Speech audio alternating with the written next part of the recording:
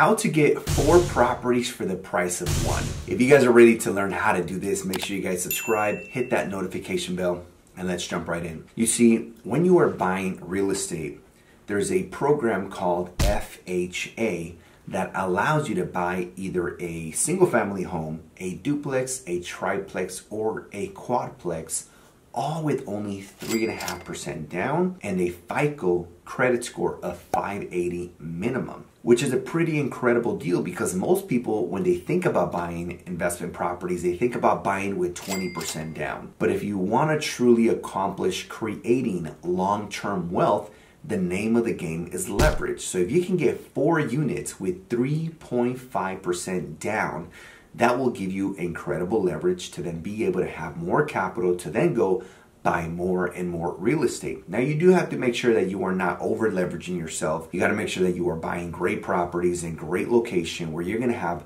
great tenants and ultimately a high occupancy rate.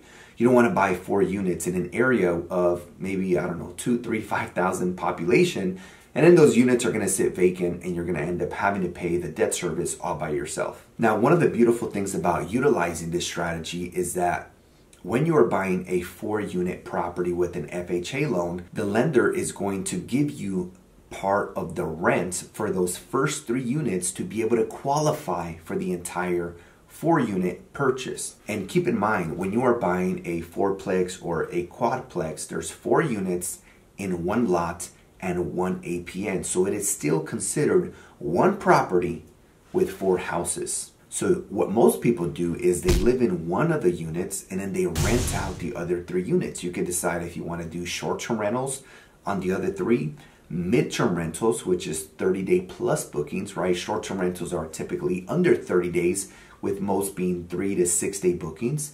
And then of course you have your long-term rentals where you lease to people who are living there for 12 months at a time.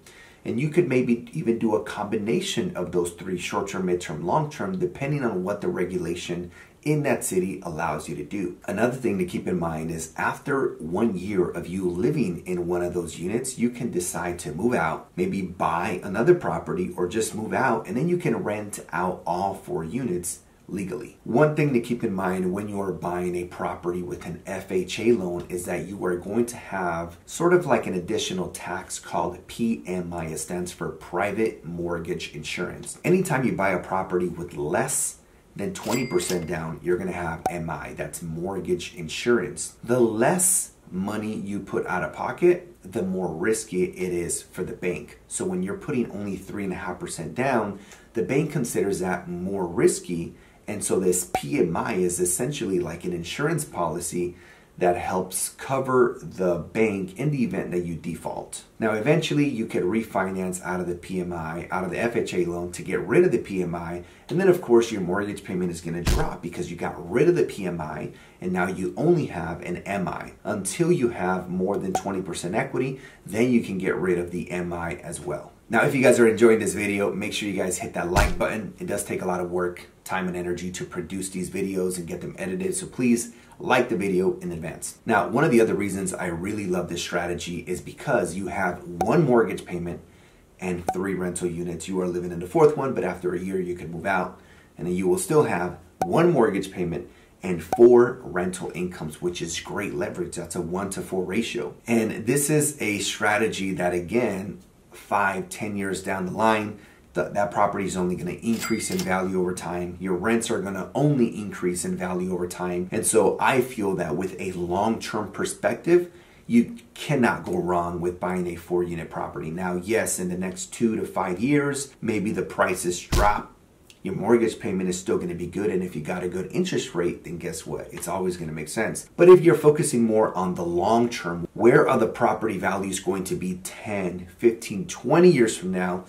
It's pretty much impossible to lose. You're always going to have a great investment by focusing on that long-term vision. Now, there's also something called cost segregation, which allows you to accelerate the depreciation of the physical buildings, which can offset other active incomes. And I break this down more in some of my other videos, but in short, just know that by implementing Code Section 179.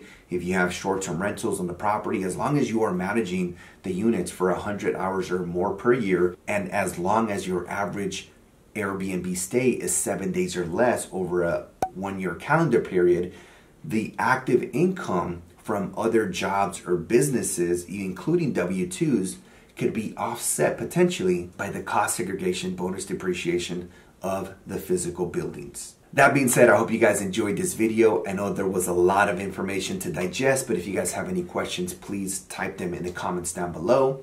Check out one of my other videos as well as the links in the description, and I'll see you guys on the next one. Peace.